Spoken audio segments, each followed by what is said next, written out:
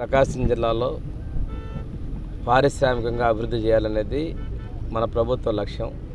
ఆ రోజు యువగళం పాదయాత్రలో మన యువ నాయకులు ఈరోజు మానవ వనరుల శాఖ మంత్రులు నారా లోకేష్ గారు మాట ఇవ్వడం జరిగింది.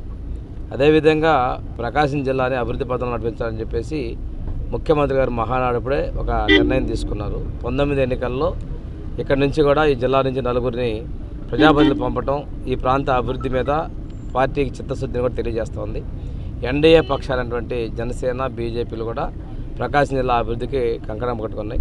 దీనిలో భాగంగానే ఇక్కడ రిలయన్స్ సంస్థ చేత ఈరోజు మనం పెట్టుబడులకి ఆహ్వానించడం జరిగింది. దానిలో కూడాను విద్యుత్ శాఖ మంత్రి గొట్టిపాటి రావు గారు మన జిల్లా వస్తే ప్రథమ ప్రాధాన్యత కనిగిరి ప్రాంతంలో ఈ భూములు ఉన్నాయి కాబట్టి ఇక్కడ ఏర్పాటు చేద్దాం అనుకున్నారు. ఇది ఇక్కడే కాదు, మొదటగా మనం ఇక్కడ మొదలు పెడతాం. తర్వాత మార్కాపూర్, గిద్దలూరు ఈ ప్రాంతాల్లో కూడా ఈ రిలయన్స్ కంప్రెసర్ గ్యాస్ యూనిట్లు కూడా మనం తీసుకోవడం జరుగుతూ ఉంది. దీనికి సంబంధించి గత వారం రోజులుగా ముఖ్యంగా నేను మన శాసనసభ్యులు ఒక నరసింహారెడ్డి గారి స్థానిక నాయకులు కూడా అభినందిస్తున్నా. ఈ ప్రాంతంలో వర్క్స్ మీద దృష్టి పెట్టి ఒక స్టెప్ తీసుకొని రావడం జరిగింది.